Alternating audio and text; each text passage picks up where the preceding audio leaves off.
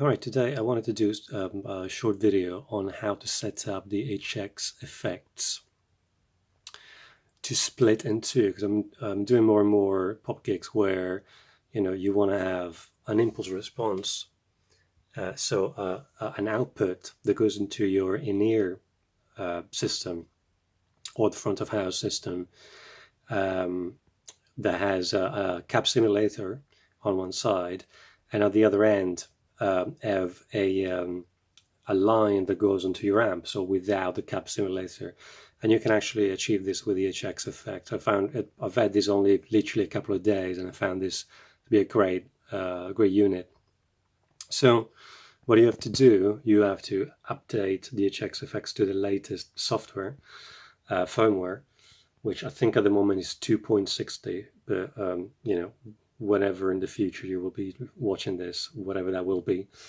And then you have to go to the software. Let me see if I can show you this. This is the Line 6 edit. Let me see if I can have without glare. So this is a very lo-fi video. So you can see that I've set up a signal chain here, and I've set up some modulation, some delays and stuff like that. And at the very end, I have a patch with the impulse response, which will be one of my pedals. And between the two, I've just set up a send, and that will be send number 1. You know that at the back of the pedal there are 2 send returns. So once I've saved that, what I can do is to have the impulse response that I can choose there on one of my pedals that I can switch on and off if I want, but obviously this will be on all the time, and this will go, I'll show you how to do that. This will go to the in-ears. So basically, and then obviously I will have a cable that goes on my send number 1, and that will go to the amp, because the impulse response is after the send. After the send, basically. So basically the line is, I have my guitar with a plug with a lead that goes into my first pedal, and then obviously into the input eventually of the HX effects.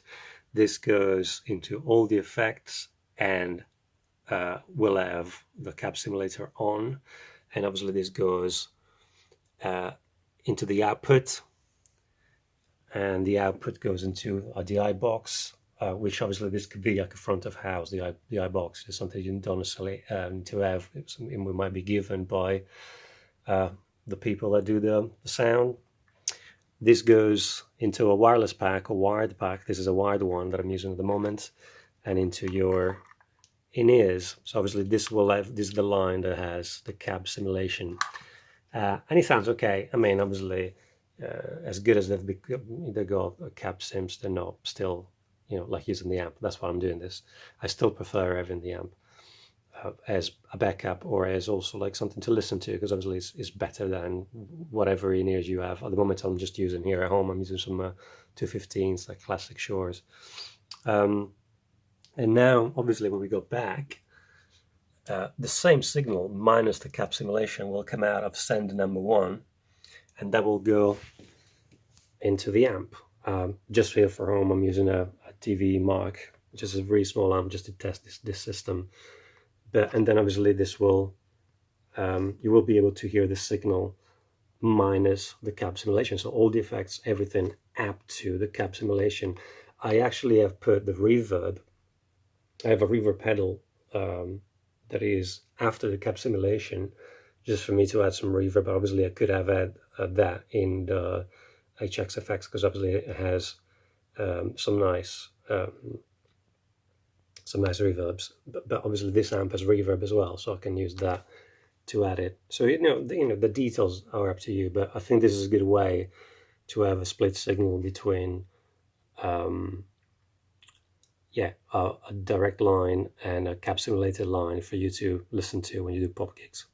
And so you can still have the amp if you can, and or if you like, and then a line that is just for you to listen to in the in-ears, which is, or headphones, whatever, which is yeah, it is what it is. All right, take it easy.